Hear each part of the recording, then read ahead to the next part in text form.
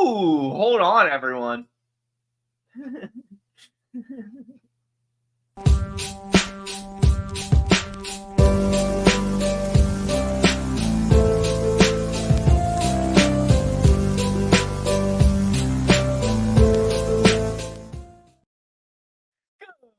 Good morning, everyone, and welcome back to Wake and Take. It's your boy Jason, and we've got some football to talk about today. Today, we're talking preseason winners, and you might guess it, tomorrow we'll be talking preseason losers. So go ahead and buckle up for this part one of 2 episodes, taking a look at some of the best performers and worst performers of this weekend's preseason games. There's lots of fun storylines. I've picked my 10 favorites. We'll answer some questions at the end, maybe dive into some more or anything. But either way, we've got a good episode lined up. We all know it. It's going to be fun. So go ahead, take out your coffee, sit back, relax, and enjoy the show.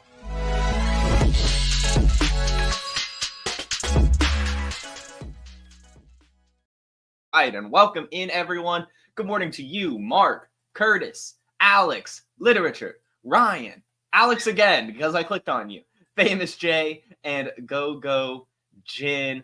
Thank you all so much for tuning in. And you know what, I'll just be honest. I'm kind of with you. Had a lot of catch up this morning. Missed, like a few of the games. I wasn't able to catch them all. I caught what I could, but trust me, still did go through and make sure that we are covering everything we should be covering as it pertains to our fantasy football team and what happened this weekend for fantasy football during the preseason, all of that stuff. I've got winners for you. I've got the top 10 winners. I've also got some honorable mentions to go over at the back of the show.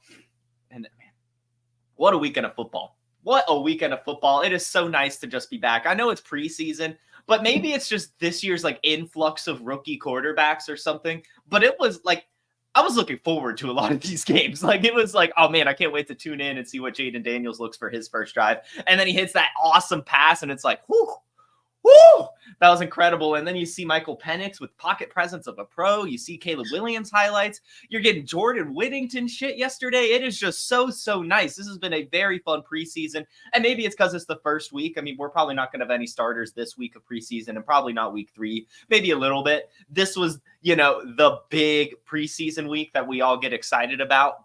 And yeah, there were some great storylines. So why don't we go ahead and hop right into my top 10 preseason winners. The first one, I'm just bunching them together. This would be a 20 preseason winner show if I individually put out these first round rookie quarterbacks, but they all looked good. Drake May, we'll go ahead and say, Drake May went 2 of 3 for 19 yards, but as we'll see when I pull up his clip, a lot of it, and I might as well just go ahead and do that. I mean, I really think he was pulled. I really just think that they didn't really care. They didn't want him to get some reps. That's still a decent amount, 2 of 3, fine. That's fine. But if you look at this clip, I mean, you'll just see that their offensive line is just so bad. And it seems that they may have pulled him just so he wasn't continuously working behind this O-line. But still, even in this play, it demonstrates some good poise. He gets immediately blown up, as you'll see here. Gets the snap, his left tackle literally just blown up, and he just on his back foot has to dump it out to the running back. But just being able to demonstrate that presence to me is a good enough sign. We'll find, we'll find a silver lining in his only 3 pass attempts performance to still throw him in with the rest of the rookie quarterbacks who all were much better than 2 of 3 for 19 yards. Drake May was the worst of them, but as just demonstrated, he still was okay enough and still, looked okay, I guess. I mean, a very small sample size. I think he ended up being pulled because that offensive line was so bad. But Jayden Daniels, 2 of 3 for 45 yards, even had a rushing touchdown. Caleb Williams, 4 of 7 for 95 yards, had some rushing yards as well. J.J. McCarthy, 11 of 17 for 188 yards, 2 touchdowns, and an interception. Michael Penix, 9 of 16 for 104 yards. And Bo Nix, 15 of 21 for 125 yards and a touchdown. Literally, all of them. A very good performance. Gave you ton of confirmation, maybe, to those of you who drafted in your rookie draft that they will be good quarterbacks. And this has kind of been the thing. They all got drafted so high and they all got good landing spots for their skill set. Every single one of these quarterbacks drafted in the first round it makes sense that they're going to pan out. Like, it just does. Like, if you just think about it for a second, the Broncos offense is so similar to what Bo Nix is good at. Drake May, he's going to take some time to come out there, but the Patriots are really trending in the right direction, and they need a superhero type quarterback like him. The Falcons, they don't need a quarterback right now, but Michael Penix is clearly going to be able to step in for Kirk Cousins when he goes down. JJ McCarthy just looks like Joshua Dobbs, but actually good, which is awesome for this Vikings offense. Caleb Williams looks as promised. Jaden Williams looks as promised. It was so great to see. So I've got highlights, one highlight from each of these quarterbacks, just so we can get even more excitement for them. So here's a great Caleb Williams throw, just demonstrating what we saw from him in the pre-draft process, demonstrating that, he really is kind of got some of those Patrick Mahomes play extending abilities that we just like as fantasy gamers, as NFL fans. So here you go. Hall of Fame, Steve Tasker. Obviously, play action outside, fakes on the run. Smoot doesn't buy the fake this time. Williams connects in double coverage. What a really, really good ball placement on the run. While being pressured. Just great poise, great decision by Caleb Williams. Jayden Daniels just goes out here and slings it to De'Ami Brown for his highlight. This one's been going crazy. Like I said, I was so excited to watch the Jayden Daniels start just to see it. I just wanted to see it. And then he just comes out there and gives us this beautiful pass. Daniels pulls the trigger, looking for the deep ball down the sideline. I mean, just perfect placement in there. Just incredible placement. Zip on the ball. Everything you want. Just looks so good. I already showed the Drake May clip. Here's Michael Penix zipping it as well. No touchdowns from him, but still, this is a really nice pass, just demonstrating the poise and pocket presence of an NFL quarterback. Running back with deep. He has an open. Don't mind the announcer there. That was so funny with it. Just. But either way, look at this. Good placement as well. Just, again, a nice throw from a quarterback. JJ McCarthy. My favorite thing about JJ McCarthy is one of his first throws was an interception, maybe a second throw, but he threw an interception early and then backed it up. Going out there, throwing a touchdown pass. Had 2 touchdown passes. By the end of it, looked good. Here's JJ McCarthy's first touchdown pass. An absolute bomb of a throw. Check it out. Oh, there we go. Oh, here it is. Just beautiful. Just beautiful. I mean, what else do you want from a man? Just incredible throw, great placement, everything you want. And then Bo Nix as well. His highlight's not that great, but still, his thing was just lots of, like he did at Oregon, just dink and dunk, finding the open man. But then here in the red zone, he gets Marvin Mims out in the flat for this first preseason touchdown, just showing his decision making. Here we go. Nix throws, touchdown. Great placement. I mean, the corner's coming in to jump that, but he places it just outside enough to only his wide receiver can get it. Just one last time, or for the first time even, haven't done this yet. We've got to do this. Just great weekend from these rookie quarterbacks. It was just awesome to see. We love to see it. First-round rookie quarterbacks making a name for themselves in their preseason debuts. Looking good. Just awesome. Just awesome. It's just awesome. It's just awesome. So anyway, shout out those guys. That's the big winner. I mean, we could probably do an entire episode, and I'm sure they're out there. Just people analyzing the performances of these quarterbacks. Incredible. Just they look so good. Everything you want. So we'll just go ahead and continue saying it. This has been one of the big takes of the offseason. Get those rookie quarterbacks on your Dynasty Superflex team. Just get them. They're all undervalued except for Caleb Williams. Caleb Williams overvalued right now, at least has been now. He's at least showing some hype and a little bit of performance to make you believe, okay, maybe he is the 8th best quarterback in Dynasty. I still think that's a bit high, but I understand if you don't want to take the risk. If you want to take Caleb Williams and get one of the other rookie quarterbacks, I don't hate it, because you could get a nice cherry on top, but still, he looks so good too. Why move on from him if you don't want to? So either way, all of them I think are acquirable right now. Get them while you can. Shout out to them for their great performances. The next big preseason winner is everyone's favorite sleeper. The Rams are doing it again. Jordan Whittington looked incredible as well. Had 9 targets. That's a lot. That's obviously going to happen when some players are rested and they want to get this guy some reps, but he looked good off those 9 targets. Brought in 6 of them for 74 yards. And check out this play. Run. Over the middle, Whittington breaks a tackle. Jordan Whittington inside the 20, inside the 10. Tackled as well. So, an awesome play by Jordan Whittington. This has been a player that has been kind of popping off during training camp, making a lot of noise for himself, making people believe that the Rams just know how to draft wide receivers at the end of the draft. 6-pound draft capital, 6'1", 200 pounds, 4.52 40-yard dash, 86th percentile agility. Great stuff from him. 24 years old, out of Texas, so not a lot of opportunity in Texas with Xavier Worthy there, with Adonai Mitchell there, even the tight end, right? Jatavian Sanders got more usage than he did, but he looks really good in this offense. He's showing some of these Deebo Samuel capabilities. So, hey, Jordan Whittington continuing to make some noise for himself. Great highlight by him, 6 of 9 for 74 yards. The next player is A.T. Perry. A.T. Perry is a big winner too, because the Saints, this wide receiver 2, wide receiver 3 role really is wide open, and somebody has to take it. And this was the opportunity, or at least the beginning of the opportunity, for some players to get that role. And A.T. Perry was the one who did it. He had 4 targets, brought in all 4 of them for 85 yards. The next best player had only 24 yards receiving, and that was the tight end, Dallin Holker. The next best wide receiver was Samson Nakua, who only had 2 receptions for 19 yards. A.T. Perry, clearly the better wide receiver here. We didn't see anything from the Mason Tipton guy that had been making some noise at camp.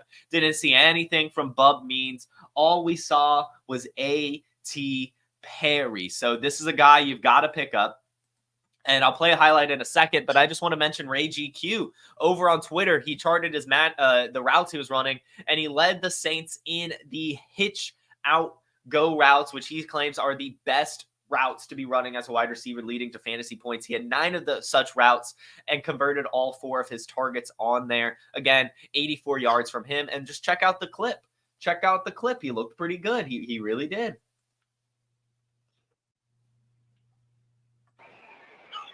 Hayner facing pressure, steps up, throws a deep ball. Receiver gets behind the defense. Perry caught inside the 25 and out of. Now, I mean, obviously, you would like to see him catch and turn that into a touchdown. I mean, he had no one with him, and he kind of just ran straight out of bounds. Throws a deep ball. But that's Receiver more gets so behind the ball defense. placement. Perry. I mean, yes, he catches it.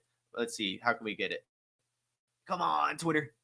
He catches it a little bit off the sideline, but only Tyreek Hill, I feel like, and like a few other wide receivers are really able to make that cut. So, you got to get, it's preseason, but still, you would like to see him turn up the field and turn that into a touchdown, but still a great catch, great route, getting open.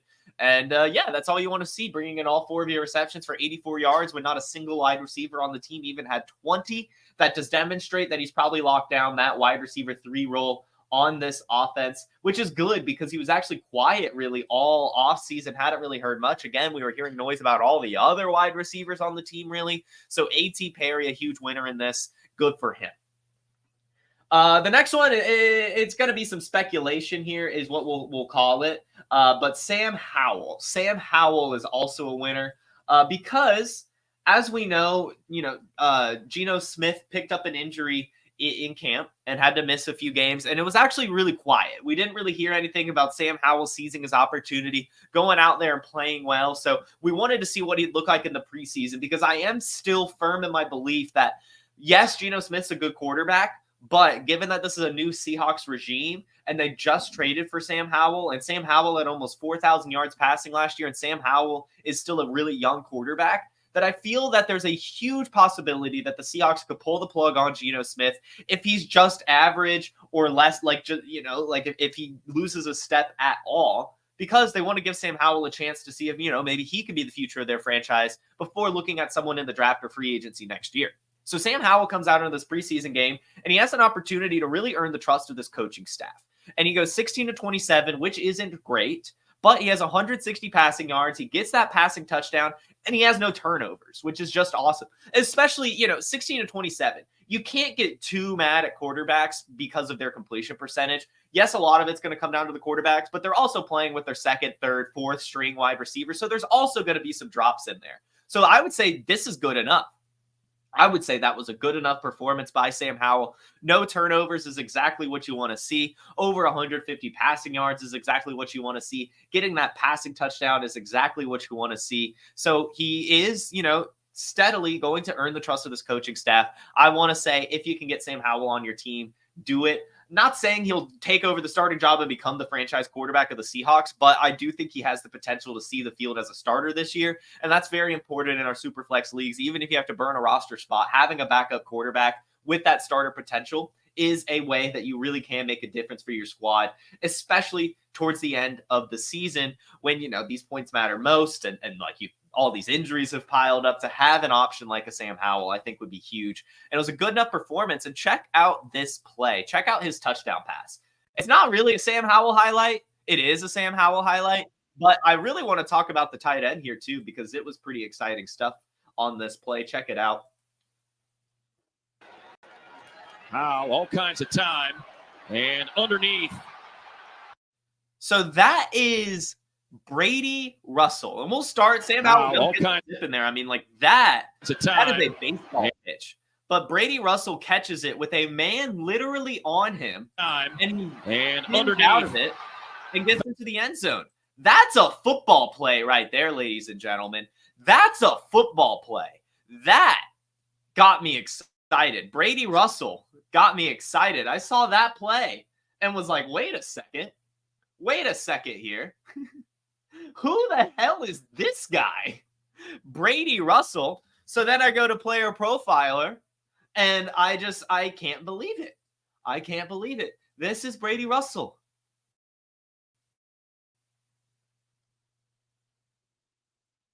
Another long-haired tight end, ladies and gentlemen, from Seattle. A long-haired Seattle tight end. Why can't we escape it? Why does this keep happening? I'm not going to complain. I like it. I think it's fun. But what? Why do they keep doing this? They say, all right, let's get rid of Colby Parkinson and bring in Brady Russell. Let's go. Undrafted. So that's fine. Undrafted from 2023. So he hung around on the practice squad. But he's from Colorado. And what we know about Colorado football players is they play football, right? Austin Eckler, one of those. Lots of them, really. These Midwestern, these Mountain State rugged dudes, they just play football. They're tough guys. And when you see them at the tight end position, you can't help but get excited, especially when they're decent enough. 6'3", 247 pounds, and then has average athleticism. But when you can make plays like that, that's getting me excited, especially with Noah Fant picking up that injury. I didn't even know who the backup tight end is, but now it's a long-haired dude from Seattle. Brady Russell, let's go. That's awesome stuff. So, hey, I got excited about that. I thought that was pretty fun. So, hey, why not one more time? Why not one more time? Why don't we watch this Brady Russell highlight one more time? Found his man into the end. It's being weird. Hold on. There we go. So, and underneath. Oh. Here we go. Wow, all kinds of time. Catch. And underneath. Tackle. Found his man into the end zone. Touchdown, Seahawks. Let's go. Brady Russell, ladies and gentlemen. The sleeper tight end you didn't even know about. And now moving on to the next player. We'll stay in Seattle. I'll keep it close. I didn't mean to do this. I really did mean to at least get some takeaways for some other teams, but that's why we'll go to honorable mentions at the end.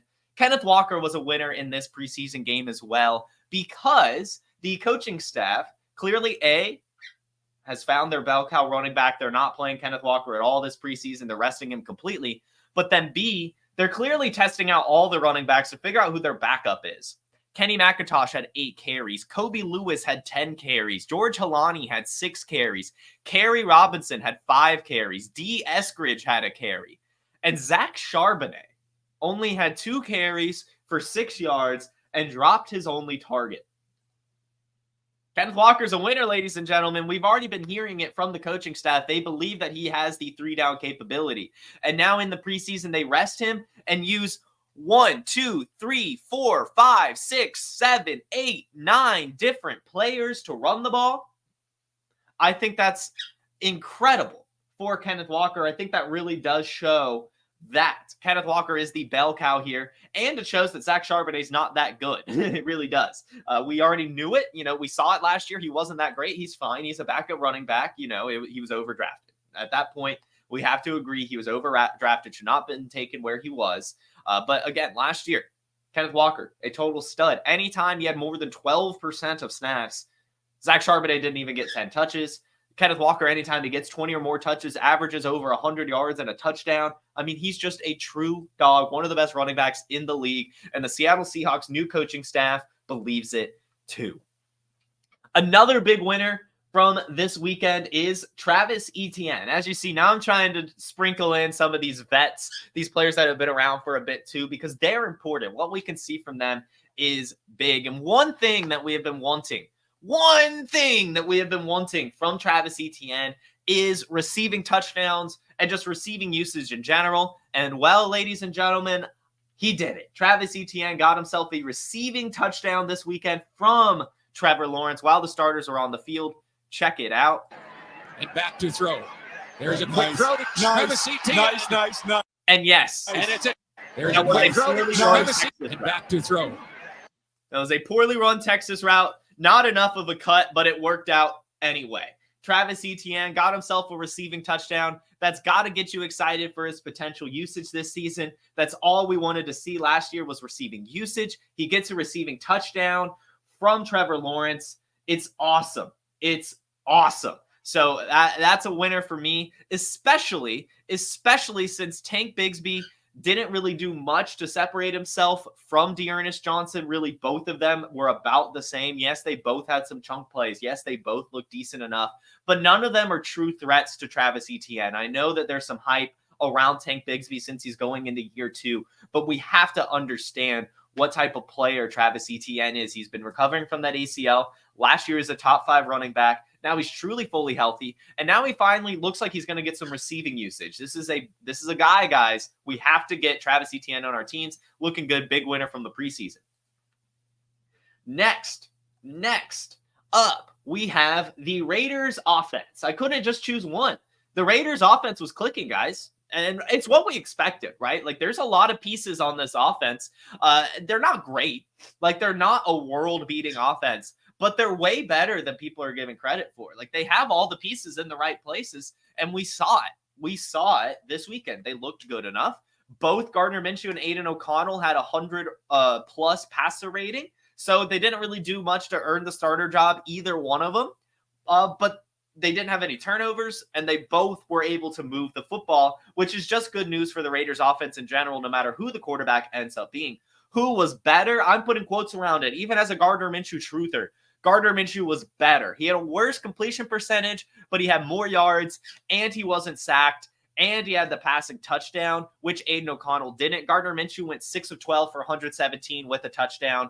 Aiden O'Connell went 7 of 9 for 76 yards, no touchdowns, and got sacked. So not enough yet for either one to really separate themselves, but both looked good enough to where you can get a little bit of confidence boost into your Raiders.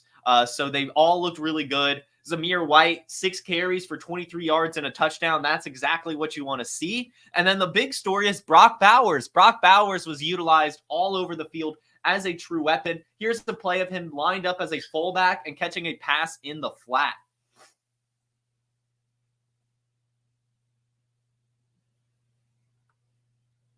I think that's Carter Bradley.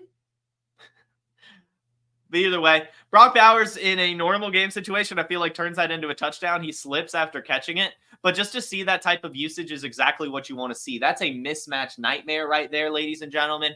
Brock Bowers is a fullback catching some passes in the flat. That will lead to some yak. So Brock Bowers looks good. Zamir White looks good. The quarterbacks look good. Everything you want looks good in Las Vegas. And they're all cheap. They really are all cheap. Even Brock Bowers, I think you could argue is cheap. I understand he's expensive where you're taking him, but just that upside kind of outset, like it's worth it. Like everything's priced in right there. He's probably the only one that's priced correctly, but everyone else, I think you can get in at a good deal.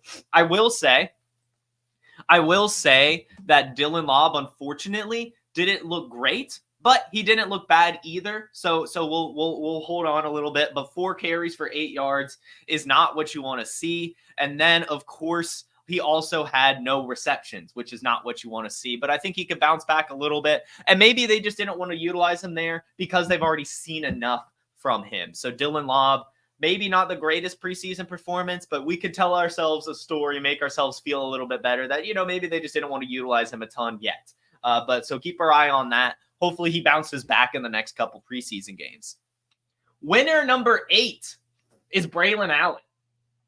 Braylon Allen is a perfect complement to Breece Hall. Check out this run, ladies and gentlemen.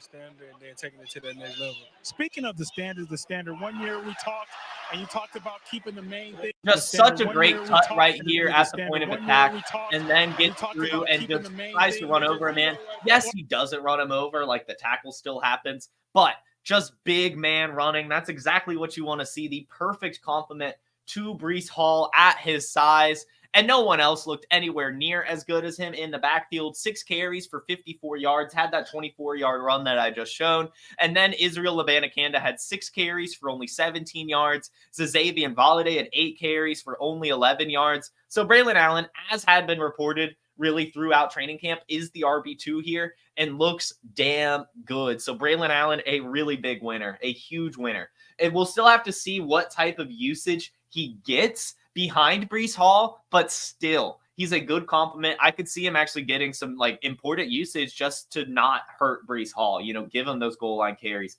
give him those short yardage situations because of his size, which kind of puts a little bit of a sour note into Breece Hall. I'm going to be honest with you. He looked really, really good. So Braylon Allen, really big winner. The War Machine, says Harry Snowman. The War Machine. Next up, we have Tank Dell. Tank Dell might be the biggest winner from preseason. Only 1 reception, but that 1 reception is a 34-yard touchdown from CJ Stroud. Check it out.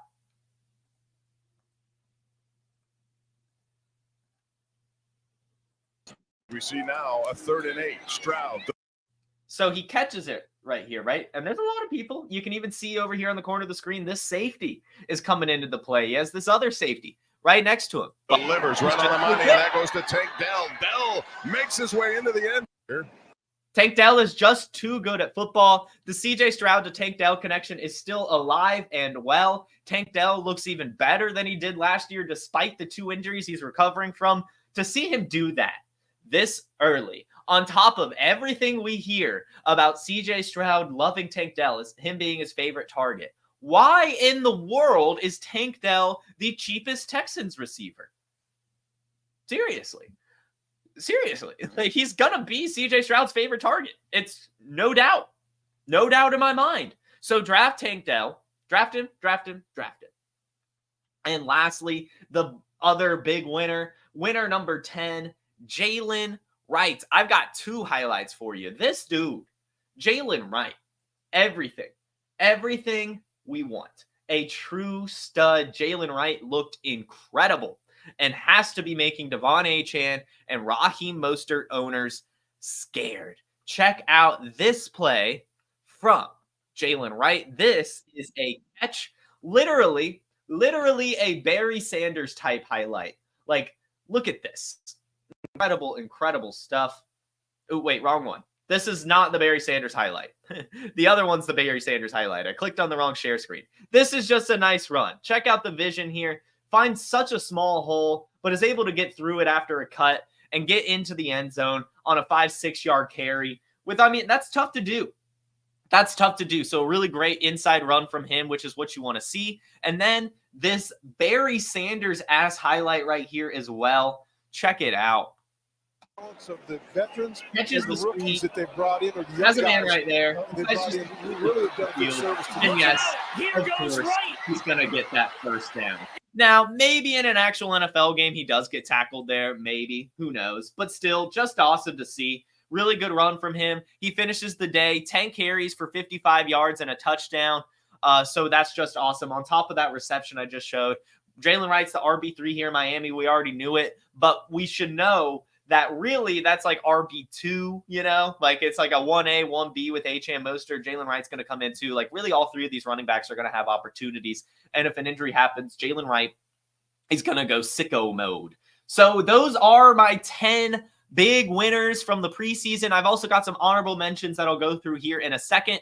But the first round rookie quarterbacks is the biggest one. And then we also had Jordan Whittington, A.T. Perry, Sam Howell, Travis Etienne, the Raiders offense, Kenneth Walker, Braylon Allen, Tank Dell, and Jaylen Wright. Those are going to be my big winners. It's awesome. It's awesome, especially Jaylen Wright. I love this take from Snowman. This is basically what I've been saying. He fits the offense too well, is the starter. He's the only one that actually has size. He actually has size. That's why you want him. Yes, Devon Achane and Mostert have the home running speed. So does Jaylen Wright, on top of having really good size. So it's good. I like this Dolphins rushing attack. I like all of them. Great preseason winners. Those are my top 10. So now, before we get into the honorable mentions, let's just take a little bit of a break and hear about the draft kit. Hey, it's the Podfather. I have great news. The draft kit is live. It is world famous. Why? Because it is the best resource for winning fantasy football championships that exists. There are rankings and cheat sheets for every format you can imagine. We have projections both at the team level and the player level. And wherever you are, you can click on a player, open them up, and see in-depth written analysis about what to expect in fantasy football from that player this year. And then you can click on the team, and you can get even more in-depth analysis, all the drivers of fantasy production, both in a positive and negative direction for that team, including a signature trend. And the graphics are incredible. So these team insights, they give you the team-level projections, the vacated targets, the vacated ARs. And we added a bunch of features. I mean, individual cheat sheets for Theo and Billy and Dario. So you could take your favorite analyst and download their personal draft cheat sheet. And then in the commissioners section, Memphis Young lays out everything you need to know to manage a league. The best minds in the industry contributing analysis. It's certainly not the most inexpensive draft kit on the market, but it is the best. PlayerProfiler.com/draft kit. PlayerProfiler.com/draft kit. Go get it. Go get that draft kit. Help you win your fantasy football leagues for only $45, or just get the whole Dynasty Deluxe package, or get the whole damn all-in package with promo code Jason to get $20 off. Anyway, guys, we have some honorable mentions as well from the preseason. Let's go ahead and start things off with Louis Rees-Zammit. This is a player I wanted to watch. I wanted to see his usage, and boy, did they use him, but did he look good? I would say the jury is still out, and I honestly might pour some cold water, but let's go ahead and talk about it. I'm going to share my screen. Somebody on Twitter actually put together every single touch he had. The NFL UK. Midway through. For them. Of course, they have some vested interest here given their region, but here, check it out. Here's a carry, and actually, let me mute it. This is 51 seconds. This is everything he did.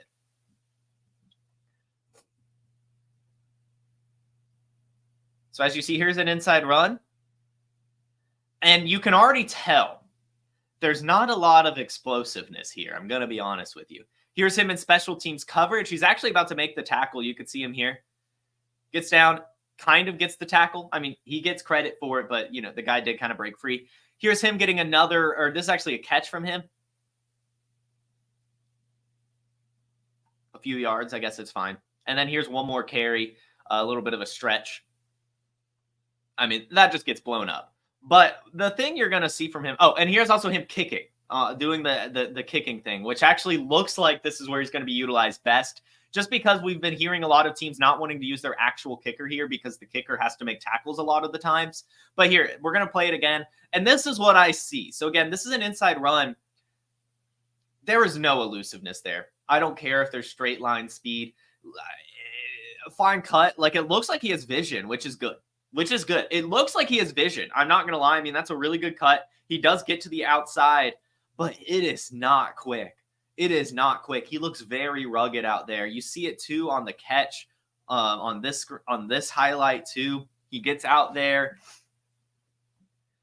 gets the catch, but then, like, you know, stutter. It's very rugged. It's like, I can't really describe it other than that. Like, it's not very smooth. And you want to see that. Now, of course, he's coming from rugby, so that's going to be the case. But it was a little, I just want to say. But also for him to get all that usage is why he's in the honorable mentions. It's going to take some time. We know it. It looks like he's earning himself a roster spot. So might take some time for him to actually be relevant as like a running back or something.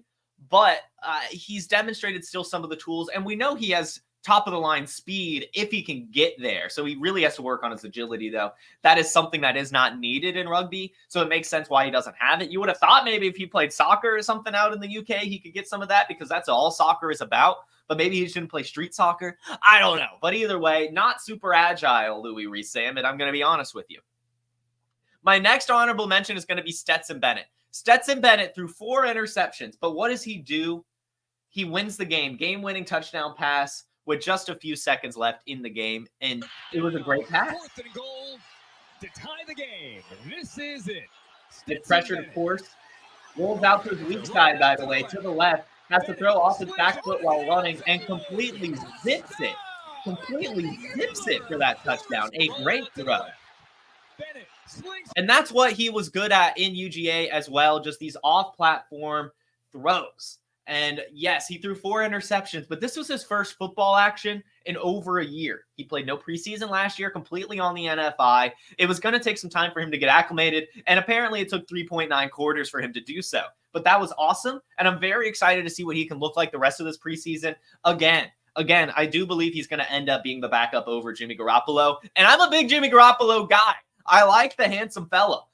But Stetson Bennett, he's young. We'll put young in quotes. I know he's not actually young. Played in college a very long time.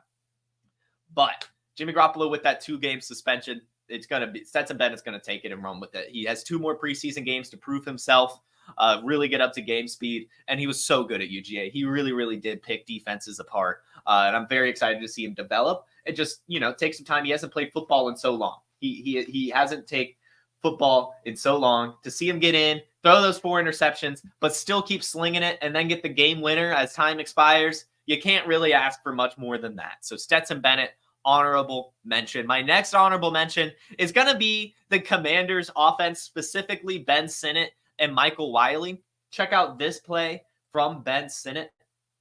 And this is from Jayden Daniels, if I remember correctly, but maybe not. For the 3rd preseason game against the Giants. But up the seam for a game, breaks the tackle. They're very high on 4 dudes to bring him down. It's insane. Carrying tackler. Great play from Ben Sinnott. And that's exactly what he is. He's a football player, a dog, dogs. So to see that, it's incredible. Again, he's probably going to be held back by Zach Ertz until Zach Ertz gets hurt. So use any opportunity right now as you can to get Ben Sinnott, because he's not going to start more than likely unless Zach Ertz gets hurt before week 1. So at that time, you can probably get Sinnott.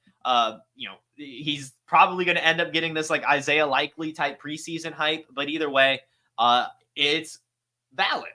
Very good at the Senior Bowl, very good at the Combine, very good in college, now very good in the preseason. Ben Sinnott looking good. And then I also wanted to mention Michael Wiley. As I talked about, it's been an aside, but Michael Wiley was the 2nd best running back at the Senior Bowl. Yes, better than Dylan Love. Yes, better than Kamani Vidal. A great pass catcher, demonstrated a ton of vision as well, but he's older, so I think that affected his draft capital. And he went to the University of Arizona where he never really saw a ton of volume, but he looked damn good, I promise you. And in this Commanders offense, I think he has a shot, because it's Brian Robinson, Austin Eckler, and then Chris Rodriguez, who really isn't that good. So I think Michael Wiley is going to end up taking that RB3 spot because he's a multi-purpose running back. He's a really, really good pass catcher, but also has some good vision out of the backfield too. And in this preseason game, 8 carries, 34 yards, got himself a rushing touchdown, and also had a reception for 5 yards. All you want to see out of a guy. Michael Wiley, remember that name. RB3 for the Commanders, an important handcuff too behind Austin Eckler because he's going to be able to catch passes. So, Michael Wiley. The next big winner or honorable mention is going to be DeAndre Swift. There was no Roschon Johnson in this game. Khalil Herbert didn't do shit, and they brought in some other running backs to try to get some looks too, but DeAndre Swift got himself a 42-yard reception off of a little bit of a broken down play from Caleb Williams, which is awesome. I mean, that's going to help Caleb Williams. Medical 10 on the Buffalo sideline. Show the Bears that he is a very explosive pass catcher. Yes, I mean, it's a wide open field, but I mean, he kind of gets one cut there, and then he's just so quick after the ball. And honestly, might have been a touchdown if he doesn't trip right there. Not even touched, but tripped because he was running so fast. But that's very exciting stuff for DeAndre Swift managers. He's going to be a pass catcher, but most importantly, Roschon and Khalil Herbert haven't looked good in the preseason, so he's going to get a ton of usage as well. Like, he could actually be a 3-down back, which would be incredible. Probably still more a first and second, or like first and third sometimes, maybe a second and third. I don't know. But either way, he is the RB1 here, looking like he's going to be explosive as a pass catcher. So honorable mention, DeAndre Swift. And finally, actually, sorry, I've got two more. The Broncos running backs not named Samaje Perine. They all looked pretty good in this game, and Samaje Perine looked bad. I'm sure you've seen this low light by now. This is Samaje Perine doing his best. Watch Franklin come right here. He's right there. Boom. He's right there. Boom. He makes sure he doesn't catch it. And then Kenny, opportunistic as all get out. But the other running backs, Audric Estime, 10 carries for 30 yards and a touchdown. Jaleel McLaughlin, 7 carries for 30 yards. Blake Watson, 9 carries for 26 yards. That's exactly what you want to see from all the backup running backs on this team. So honorable mention goes to all the Broncos running backs not named Samaje Perine. And the final honorable mention is going to be Jermaine Burton. And the only reason he isn't a winner is because he didn't really see the field until the fourth quarter and only got action with the backup team. So that's why he can't be a big winner. But he looked really, really good in his limited availability out in the fourth quarter, and even got himself this touchdown catch, which was awesome. He looked really, really good here. Check it out. He's up at the top.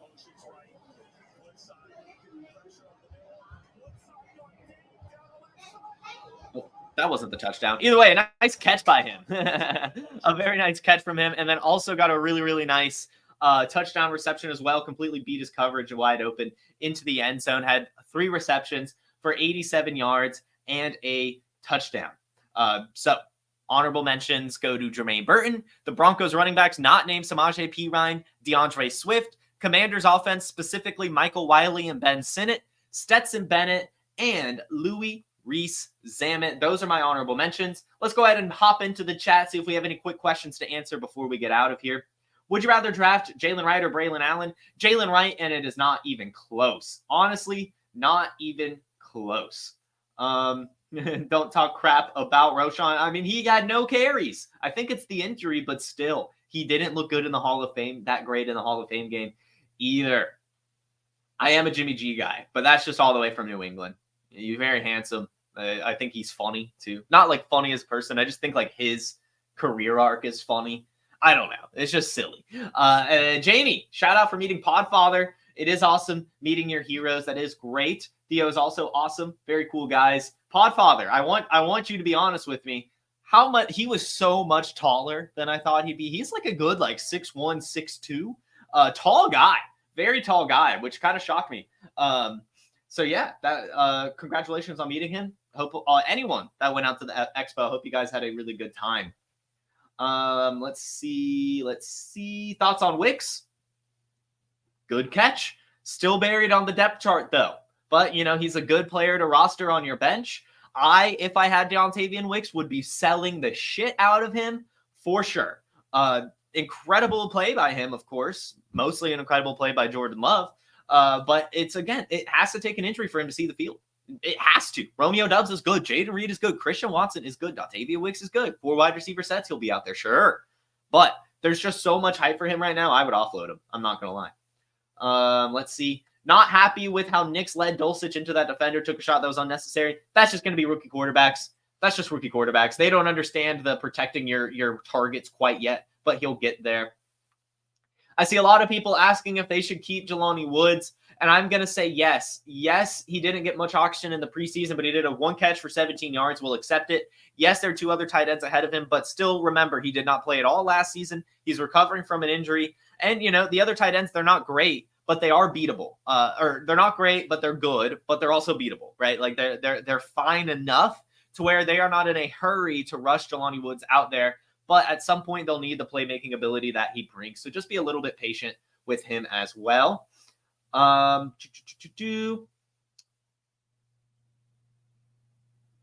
I think that's it. I think that is it. Or actually here. Well, yeah, I just kind of talked about a lot of the players that impressed me. So yeah, that'll do it, guys. Thank you so much for tuning in. You guys all have a magnificent Monday, a wonderful rest of your week. And I'll see you all tomorrow, 10 a.m. Eastern, here on the Player Profiler YouTube, Facebook, Instagram, and Twitter. Make sure you hit that like button. Make sure you subscribe to Player Profiler and Player Profiler News. You can follow me on social media at JFootballWine, and you can follow Player Profiler wherever you get your social media as well at Player Profiler, at Roto Wonderworld. You all, again, have a magnificent Monday and a wonderful rest of your week. Peace.